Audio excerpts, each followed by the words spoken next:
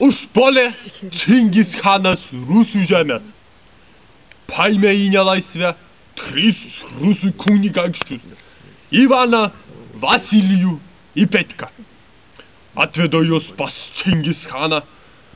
Nu ir sako Čingis Chanas, kitas toks vyras išsidrėbęs savo sostę, barzda kasasi nyk. Ir sako, nu kokiu jums čia tokią žiaurę bausmę sugalvoti?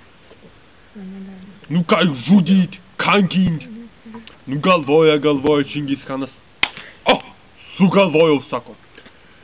Jeigu jūsų visų 3 pėdų ilgis bus daugiau negu metras, aš jūs visus palydžiu iki jūsų žemių, jokit savo sveikai ir laimingai.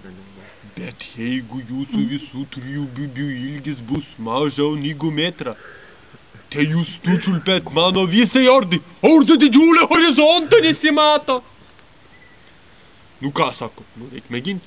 Ateina Ivanas, drūtas vyras, nusimeta šarvus visas kalčiukas, meta ant stalo 55 centimetrai.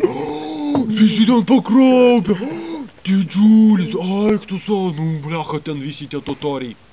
Ateina Vasilijus, kietas, drūtas vyras, nusimeta šarvus, meta ant stalo 40 centimetrų, 95 bendroj sumoj.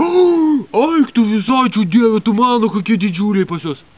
Ateina Petka, kudutis, smaglutis. Met ant staliuką 5 centimetrai. Nu ką, nu metras, nu gerai, viskas, okei, tvarkoj. Nu paleidžia jos, joja savo laimingai, totorijos lydi. Ir sako, Ivanas gyrėsi, jei pas man tuo metu stovėtų, tai virš metro tikrai būtų, oi, 2 metrai ten siektų. Vasilijus sako, jei pas man tuo metu stovėtų, tai irgi tikrai virš metro būtų, 100%. Petka sako, joja, jūs bledi dalbajobai, jei pas man tuo metu nestovėtų, jūs dabar visai ordai čiulptumėt.